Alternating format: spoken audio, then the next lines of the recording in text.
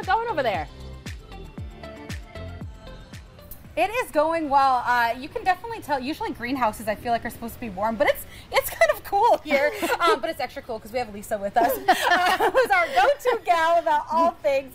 But yes, a lot of us, especially after last week with the warm weather, I feel like everyone's kind of anxious to get going. Are you similar to that? For sure, absolutely. We're super excited here, and so is everybody coming in. Yeah, they're like, oh my gosh, it was warm, and then it's like, oh wait, it is Michigan. So we have that weather that is up and down, and that we have to obviously pay attention to. Yeah. So, you know, talk to me a little bit about what can we actually do with our garden, with our yard right now.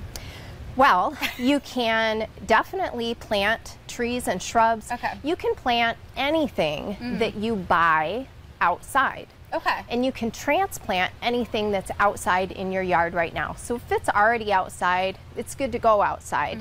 And, you know, and do the preparations that you need to for that kind of planting as well. Okay, cool. Yeah. And the reason why we have to be cautious, of course, of what we put outside in our yard is because we have a little thing called freezes and frost here, still in Michigan, and our fabulous weather team that are back in the studio. Of course, they'll tell us when there's going to be a freeze or a frost. So when do we know when the last one is? And if there is one, what can we do with our plants that are outside?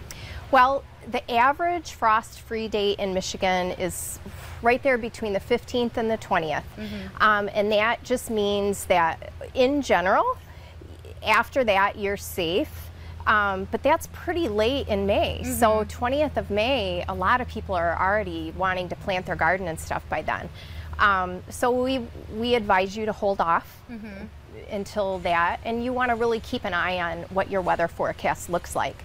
And then to your other question, as far as what you can do for the things that are already outside, like it was 80 degrees last week, some things flowered.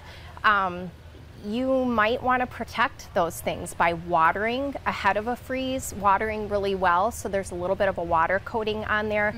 If it's something super important to you, you can cover it with a sheet. You just want to be careful that you don't try and cover something that's going to get caught by wind, which might do more damage to the plant than just letting it freeze off the flowers.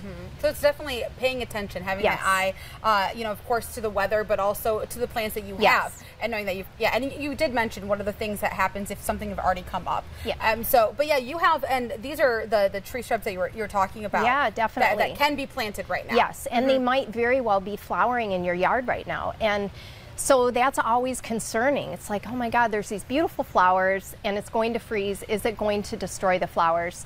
The short answer is it can. It can, but Mother Nature takes care of itself.